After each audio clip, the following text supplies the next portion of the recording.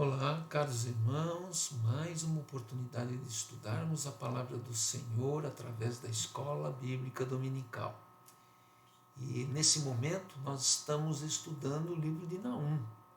No capítulo 1 já tivemos a introdução do livro de Naum, e então vamos estudar o primeiro capítulo desse livro, um livro pequeno, com 3 capítulos, mas de grande valor para a história e para o exercício da fé, conhecendo um pouco mais do Senhor nosso Deus.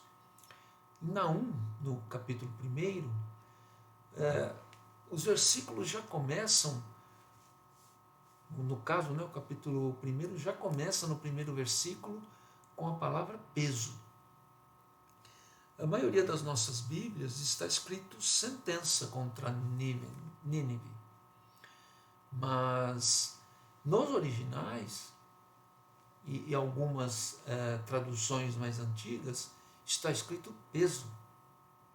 Isto porque, na verdade, esta palavra de Naum, esta sentença de Naum, esta profecia de Naum, também é um oráculo e também fala sobre as atitudes que foram avaliadas por Deus, no caso da Síria, no caso do próprio povo de Deus em Judá, e estas atitudes foram colocadas numa balança. Então, aqui no caso, Nínive, a capital do grande império assírio, foi pesado e encontrou-se desequilibrada. Essa é a forma, foi avaliada com um desequilíbrio. Este desequilíbrio, para nós, reflete desta maneira. Na verdade, ela não passou no teste, não passou no teste de Deus. E, portanto, o Senhor Deus manda Naum, manda este profeta falar, ajudar ao povo de Israel que Nínive foi julgada. Então, assim ouçam a palavra do Senhor. Em Naum, no capítulo 1. Sentença contra Nínive, livro da visão de Naum, o Eucosita. O Senhor é Deus, zeloso e vingador. O Senhor é vingador e cheio de ira. O Senhor toma vingança contra os seus adversários e reserva indignação para os seus inimigos. O Senhor é tardio em irar-se, mas grande em poder e jamais inocenta o culpado. O Senhor tem o seu caminho na tormenta e na tempestade, e as nuvens são o pó dos seus pés. Ele repreende o mar e o faz secar e mingua todos os rios. Desfalecem Bazã e o Carmelo, e a flor do Líbano se murcha. Os montes tremem perante ele, e os outeiros se derretem, e a terra se levanta diante dele. Sim, o mundo e todos os que nele habitam. Quem pode suportar a sua indignação? E quem subsistirá diante do furor da sua ira? A sua cólera se derrama como fogo, e as rochas são por ele demolidas. O Senhor é bom, é fortaleza no dia da angústia, e conhece os que nele se refugiam. Mas com inundação transbordante acabará de uma vez com o lugar desta cidade. Com trevas perseguirá o Senhor os seus inimigos. Que pensais vós contra o Senhor? Ele mesmo vos consumirá de todo. Não se levantará por 2 vezes a angústia. Porque, ainda que eles se entrelaçam como os espinhos e se saturam de vinho como bêbados, serão inteiramente consumidos como palha seca. De ti, Nínive, saiu um que maquina o mal contra o Senhor, um conselheiro vil. Assim diz o Senhor: por mais seguros que estejam e por mais numerosos que sejam, ainda assim serão exterminados e passarão. Eu te afligi, mas não te afligirei mais.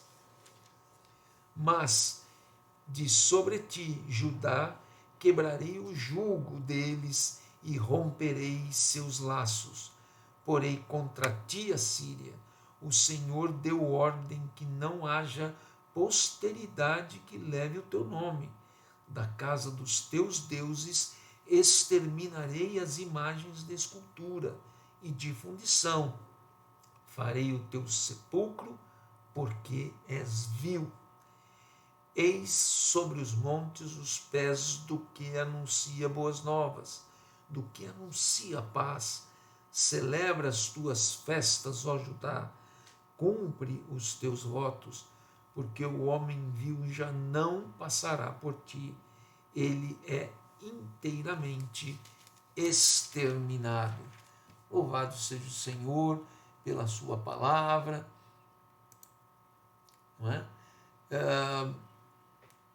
Acima de tudo, queridos, nós estamos vendo mais um profeta falando sobre os erros do povo de Deus, mas neste momento o foco de Naum é falar sobre um inimigo terrível contra o povo de Deus e, portanto, contra Deus. A justiça de Deus e a fidelidade das suas promessas. Em um livro repleto de contrastes, Naum descreve o poderoso imperialismo de uma nação pagã e declara o triunfo final e certo da justiça e da soberania de Deus. Neste capítulo, Naum, como profeta, anuncia que Nínive cairá e que Deus preservará o seu povo. Louvado seja o Senhor. Naum começa este livro falando inicialmente da natureza de Deus. Quem é Deus? Muito provavelmente Naum, que era contemporâneo de Isaías e que também vinha na sequência aqui, Miqueias e outros, né? Vinha com a dificuldade de encontrar pessoas tementes a Deus. Muito provavelmente até que conheciam o Senhor nosso Deus. Isso é triste. Um povo que foi ensinado a passar de pai para filho o conhecimento de Deus, né? O conhecimento dos oráculos de Deus, muito provavelmente ele não encontrou muita gente com o conhecimento de Deus. Então ele começa o livro falando sobre aquilo que ele recitou às pessoas, recitou aquele momento da profecia, falou sobre a natureza de Deus, falou que Deus é zeloso, não é? Ele é totalmente contra, e essa quer dizer esta palavra, o zelo de Deus é contra a violação da santidade, da sua santidade. Uma santidade que hoje ele distribuiu a todos aqueles que receberam o Senhor Jesus.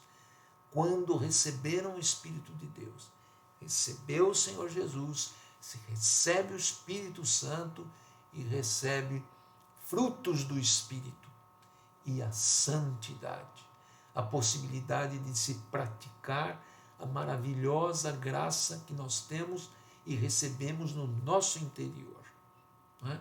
E ele é zeloso quando o ser humano, quando a criação viola esta santidade. Ele é zeloso e ele zela. Ele também é vingador, não é? Ele é um juiz universal. No próprio versículo 2 ele está dizendo, não é? O Senhor é vingador e cheio de ira, não é?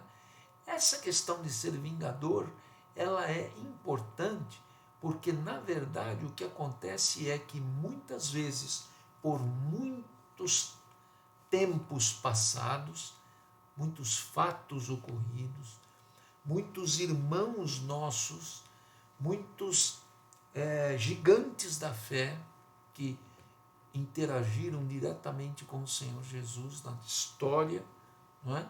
Que estão relatados aqui na Bíblia, buscaram o Senhor como vingador. E muitas vezes nós buscamos. Muitas vezes nós pedimos socorro ao Senhor.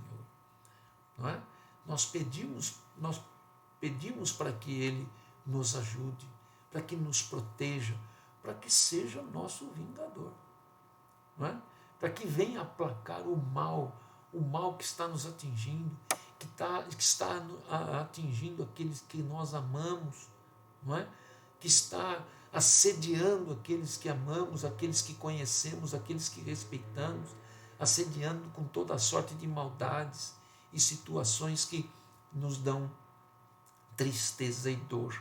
E nós clamamos para este vingador, para que ele venha, para que ele mude, para que ele transforme, para que ele restaure e para que ele afaste o mal, afaste o diabo, afaste as suas obras de diante de nós, como um vingador.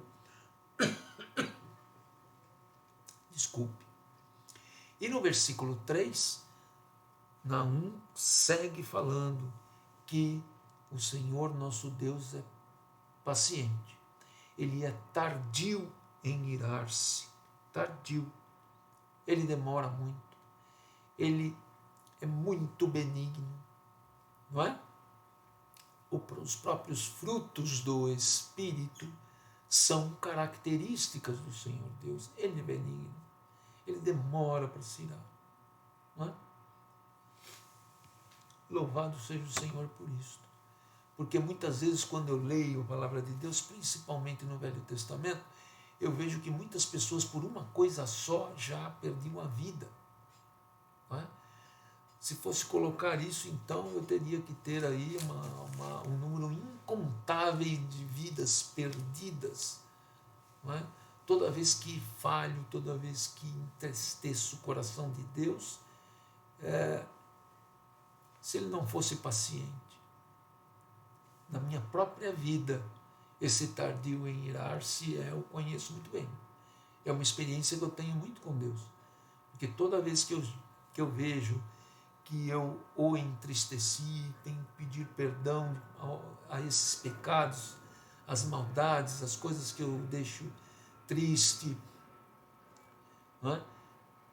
De uma maneira ou de outra. Ele me escuta, ele me ouve e eu creio que me perdoa e me dá aquela paz inigualável. E aí então, refletindo, eu vejo como o Senhor Deus é paciente comigo, como Ele é tardio em irar-se comigo. Não é? Muitos foram fortemente atingidos num passado fazendo uma coisa só. Não é? Quem sou eu para ter tão grande graça do Senhor? É uma pergunta. Mas Ele repreende. E essa repreensão é o fato dele estar presente, de nós chamá-lo de Pai. Não é? No versículo 4, não está dizendo, ele repreende. Ele repreende a natureza aqui, o mar, não é? A tormenta, as tempestades, fala sobre as nuvens, que é o pó dos pés do Senhor, mas ele repreende. Não é? Chamou a atenção daquele momento em que Jesus estava dormindo no barco, seus apóstolos dentro do barco, e aí vem uma tempestade, e os apóstolos vêm e chamam ele: Senhor, está vindo uma tempestade muito perigosa, o senhor está preocupado? Aí ele, com aquele olhar, né, de pouca fé, e muitas vezes a palavra mesmo, ele repreende, e os discípulos então ficam atônitos. Quem é este que até a tempestade repreende, até a tempestade ordena que pare, não é? Ordena que pare. Não é? Ele repreende. ele repreende a natureza, ele repreende as coisas erradas, ele repreende as nossas coisas erradas, e tudo isso por amor. No nosso caso, por amor. Não é? Isso porque ele está presente, tanto na natureza, quanto nas nossas vidas. Ele está presente, ele está no controle, ele está olhando. Quando ele vê que tem alguma coisa que vai ultrapassar o ensino dele, ele age. Ele quer ensinar, ele quer orientar. Muitas vezes somos extremamente duros em aprender, mas ele quer. E óbvio, ele tem o limite dele por amor, no sentido de controle. Está sempre controlando tudo. Sempre controlando tudo. A sua presença interfere na natureza. Eu falei que ele tanto repreende quanto interfere. No capítulo 5, Naum fala da natureza, mas já fala que os montes tremem, que os outeiros se derretem. Cita aqui 2 montes conhecidos como Bazã e Carmelo, 2 montes lá da região, tremem. Ou seja, o Senhor Deus aqui e onde ele estiver, a natureza, o universo sente a sua presença. O universo sente o seu poder. É um fato. É um fato. Moisés queria vê-lo, e ele permitiu que Moisés visse o seu passar, a sua glória passar. Mas Moisés teve que se esconder e numa fenda só ver o vislumbre de Deus passando, porque ninguém suporta o poder, a força do universo que Deus contém. Que Deus contém. É o Senhor nosso Deus. É aquele que chamamos de Paizinho. É este poderoso e maravilhoso Deus que interfere na natureza só pela sua presença. Mas ele também faz tremer o universo. Ele faz tremer a natureza, principalmente quando ele está irado. E aqui nós temos Naum falando. Quem pode suportar a sua indignação? Quem subsistirá diante do furor da sua ira? Nós não suportaríamos. De fato, não. É muito amor, é muito carinho. Nós não suportaríamos.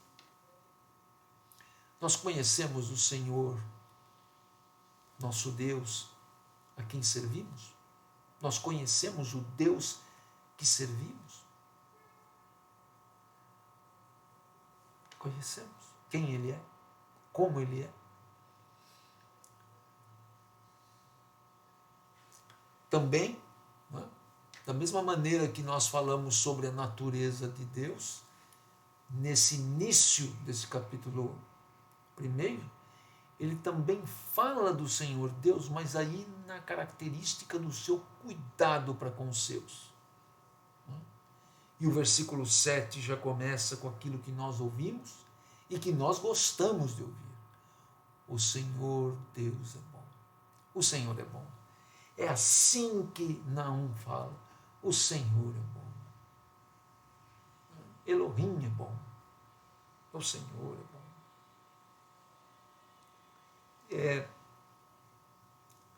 É fortaleza no dia da angústia e conhece os que nele se refugiam.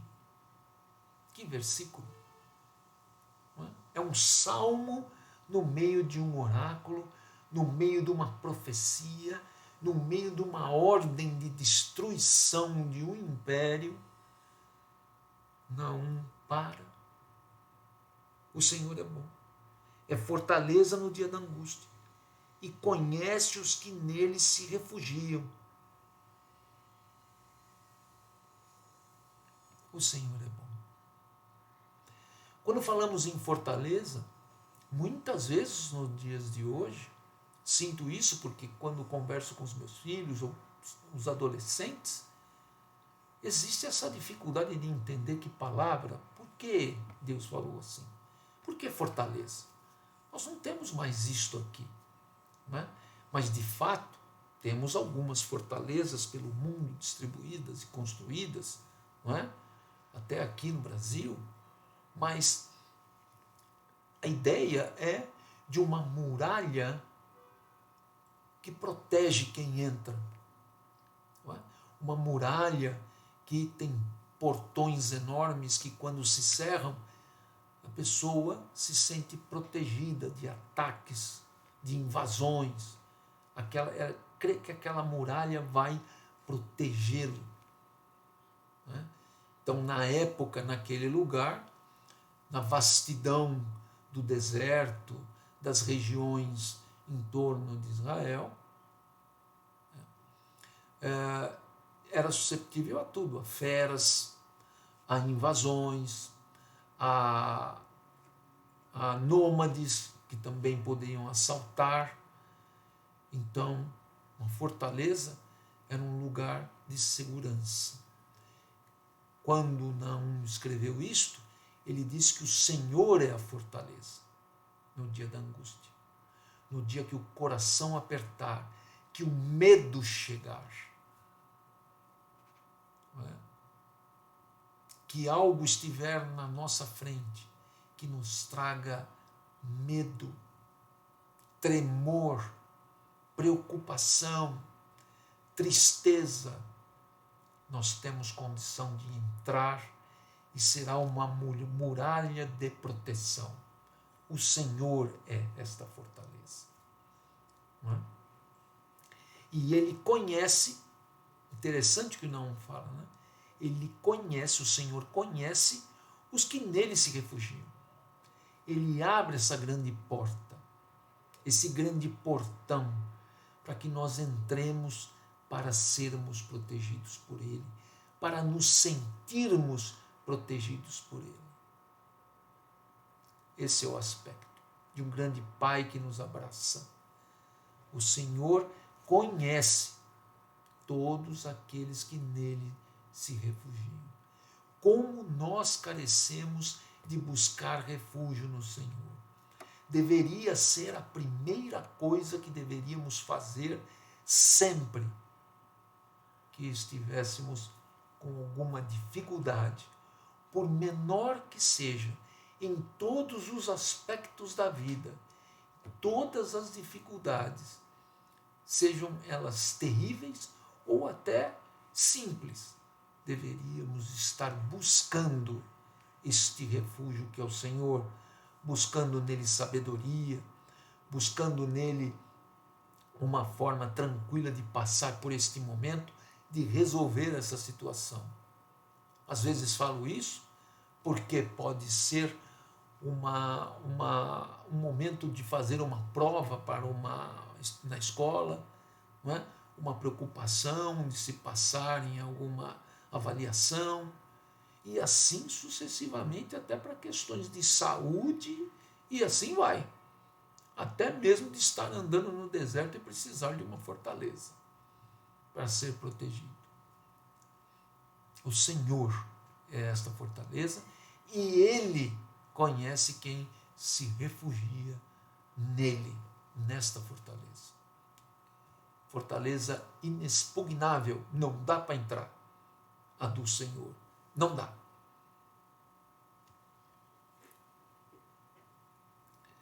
E no versículo 8, com poder ele persegue os seus inimigos. Com poder ele persegue os seus inimigos. É importante salientar que aqui Naum está falando. Ele vai proteger, ele protege e ele persegue os seus inimigos. Tanto é que Nínive é uma capital de um grande império que fica fora, fica para o norte de Israel. Não é? Só bastaria empurrar os inimigos para fora dos limites de Israel. Mas Naum diz, não, eu vou atingir Nínive. Ele está dizendo em nome do Senhor. Não é? O Senhor vai atingir Nínive. O Senhor vai destruir a Assíria. Não é? Mais para frente nós lemos que não que o líder, né, no versículo 11 lá, saiu um que maquina o mal contra o Senhor, um cavaleiro vil. Assim o Senhor, por mais seguros que acham que estão, ele vai destruir tudo. Não é? É assim, ele vai destruir tudo. Vai inclusive exterminar tudo. Não é? Não vai deixar nem os descendentes. O império vai ser totalmente destruído. É isso que ele quer dizer. O império. A vida, as pessoas, muitas pessoas continuaram morando lá até hoje. Mas o império, a capacidade de se organizar como um poderoso império para assolar Israel, não. Não. Essa foi já por Naum profetizada. Não tem como. É assim que ele está dizendo. Né? Por mais que pareçam inúmeros, né? Como pontas de espinhos entrelaçados e fortes que não dá para, serão destruídos. É assim que Naum está falando. Né? E hoje nós sabemos para a história que sim. Né? A Síria foi destruída. Né? A Síria foi destruída. Um dos maiores impérios da história foi destruído. Né? E ele persegue. O Senhor Deus persegue os inimigos, persegue os nossos inimigos. Muitas vezes nós deveríamos estar buscando a Deus para que Ele acabasse com os nossos inimigos. Penso eu que muitas vezes, sou prolixo, né? Muitas vezes, porque talvez aconteça comigo, muitas vezes. Na verdade, temos a tendência de repetir certos erros muitas vezes. Os nossos inimigos podem estar junto de nós, dentro de nós, na nossa alma. A gente às vezes fala um inimigo e pensa num vizinho, numa pessoa. Não? Pode ser que não. Muito provável, às vezes não. Muito prováveis, eles estão dormindo conosco e não são a nossa esposa, não são o nosso marido, não é o nosso cônjuge. Nós mesmos. Né? Somos o grande inimigo da nossa vida. Né? Talvez o pavio curto, a falta de sabedoria para tratar das coisas, a falta de tato em falar, né? Uma maneira mais gentil, mais amorosa de tratar com as questões do lar, mais sábia para tratar das coisas externas. Quem sabe o que nos falta, não é? Mas são inimigos nossos, porque nos machucam, porque machucam aqueles que amam, que nós amamos, não é? E precisamos do Senhor Deus como vingador para sair e perseguir esse inimigo e destruir. Pelo menos este, para mim, deveria ser alguma coisa muito normal, natural, e eu gostaria de ver sempre isso acontecer. Não só eu pedir e ver o Senhor vir e destruir, acabar com isso. Mas pode também ser uma grande doença, né? Alguma coisa que nós tratamos aqui no nosso meio hoje como impossível. Mas Deus pode vir, pode destruir, pode restaurar, pode nos trazer alívio. E vem de novo a mesma pergunta para nós. Nós conhecemos o Deus que servimos? Nós sabemos quem Ele é, o que Ele pode fazer, como Ele age?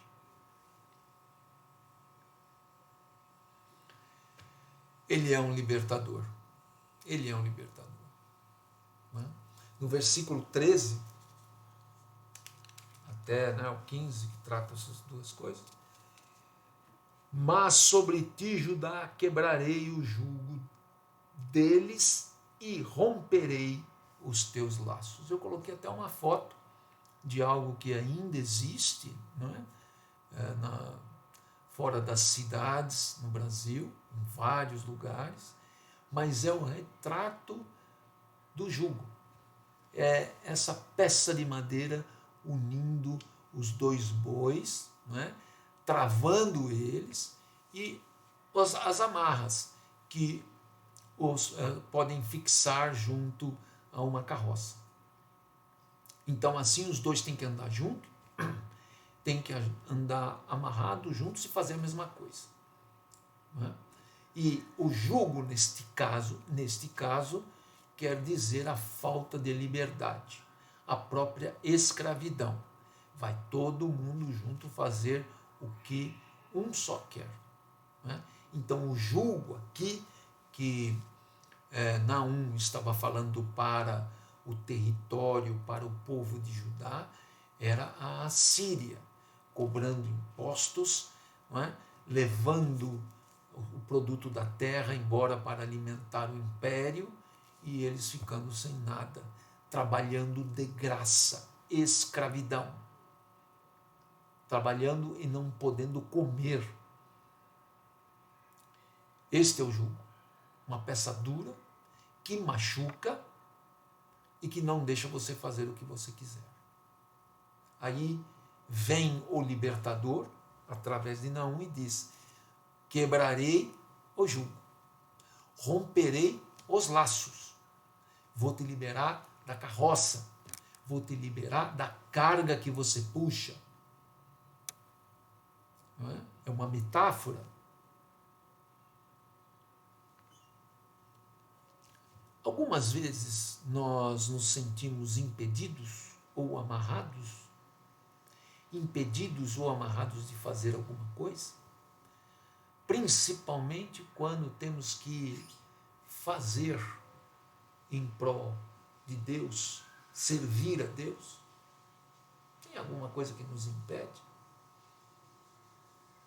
Nos impede de sermos melhores diante de Deus e dos homens, com comportamento, na moral, na ética, melhores de sermos no serviço na igreja, no compreender as pessoas, no compreender os irmãos, melhores. Tem alguma coisa que nos impede, que está nos amarrando? Tem alguma coisa que precisamos clamar ao Senhor Deus para quebrar esse jugo, para romper esses laços e tirar essa carga das nossas costas, para que possamos caminhar agilmente em direção a Deus? Muitas vezes até em conhecer. Muitas vezes nós somos impedidos até de ler a Bíblia. Até disso. Não precisamos ir além disso. Eu não tenho tempo, não consigo ler a Bíblia, por exemplo. Será que não precisamos clamar ao Senhor Deus para que Ele abra espaço na nossa vida para estar com Ele, para ler a palavra de Deus, para falar com Ele? Será que não precisamos dessa ajuda? Estou falando das coisas mais simples. Existem jugos que são extremamente pesados, são terríveis, que impedem as pessoas de ir à igreja, quero dizer, né, de estarem em comunhão com Deus.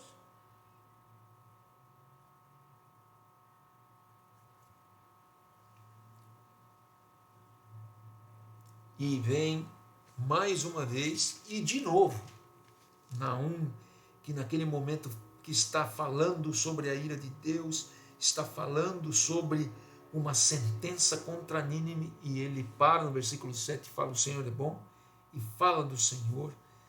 Não é? Aqui também no versículo 13 ele para e diz em um parágrafo: mas de sobre ti, desculpe, no versículo 15, né? É um parágrafo que começa assim: eis sobre os montes os pés do que anuncia as boas novas, do que anuncia a paz.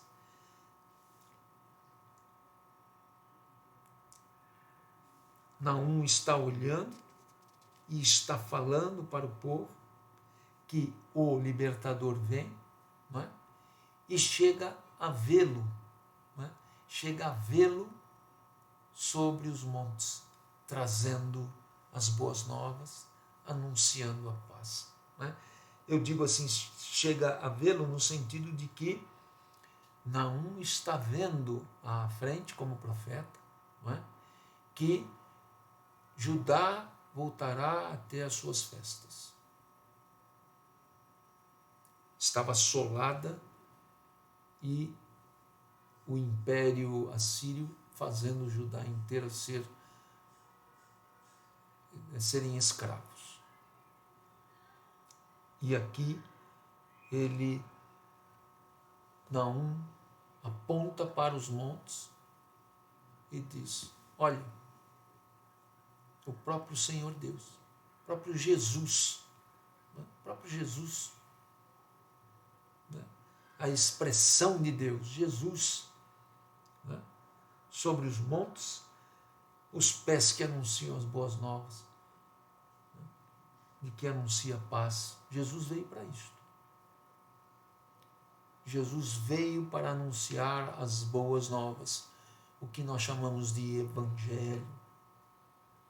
Veio para anunciar a paz, uma palavra que nós trouxemos do grego como algo que em nós existe uma dificuldade para compreender, né? Porque é uma palavra que se reflete e quer dizer várias coisas. Paz. O que é paz para você? Não é? O que é paz para você? Mas, para o hebreu, né, esta paz, este shalom, está estabilizado dentro da sua barraca, né, sentado, comendo, bebendo, olhando a família, olhando a prole, né, os descendentes, e vendo todos bem, com saúde. Isto é sinônimo de paz. Ver a sua prosperidade e posteridade. Isto é o Shalom. Daquele momento, daquele estilo de vida, daquela característica daquele povo. É a paz. Estava sendo anunciada esta paz. A paz que o Senhor Deus quer nos dar a todos nós, para que nós possamos ver aquilo que fazemos. Temos falado sobre isso. As mensagens têm sido assim. O primeiro salmo fala sobre isto, sobre o homem que tem mãos e que fazem com que essas mãos, essas ações, né, de mãos que vêm de sabedoria, trazem uma vida de paz.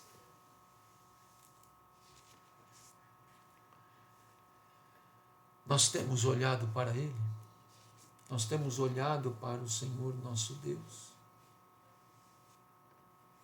Na verdade, Naum, ele fala, eis sobre os montes. É para olhar. Olha para os montes. Ele está lá, de pé, trazendo boas novas, anunciando a paz que só Ele pode dar, a paz que só Ele pode trazer.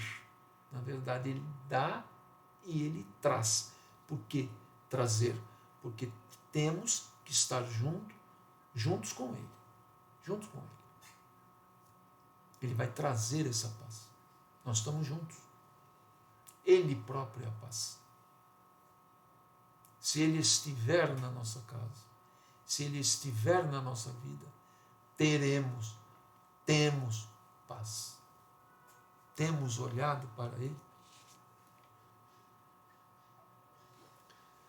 A mensagem de Naum é pertinente para todas as eras.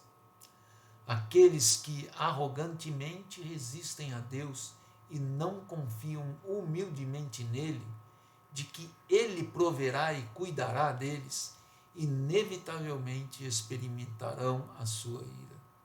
mas aqueles que nele depositam a sua confiança serão preservados em seu amor.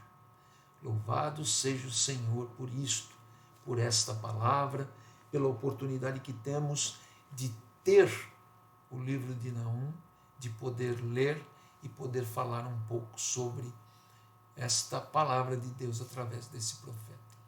Que o Senhor nos abençoe e nos guarde.